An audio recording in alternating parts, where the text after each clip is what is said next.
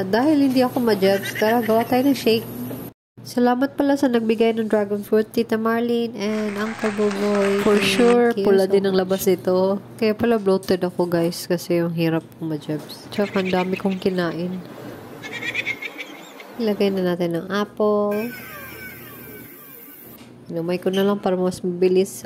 Tapos orange, tsaka ice. Pasensyahan nyo na yung mukha ko guys. Wala pang makeup yan.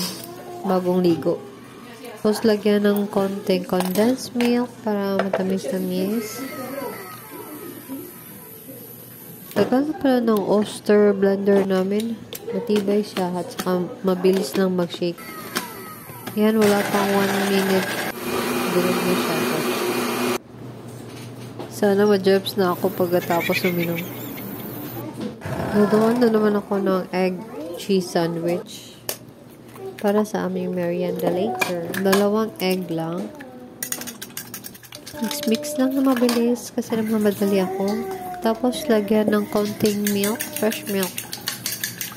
Para soft ang labas niya. Mix ulit. Tapos lagyan ng konting salt at saka pepper. Yun lang.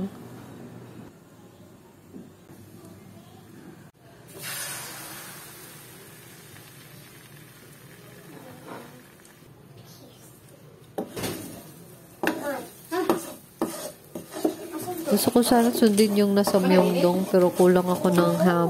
Saka nagmamadali din ako kaya next time na lang.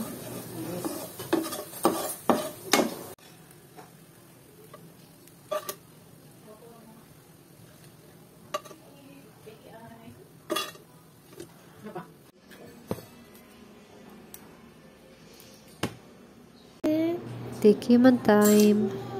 At himala, kumain si Jewel sa aking ginawa. At abay, sumububa ulit.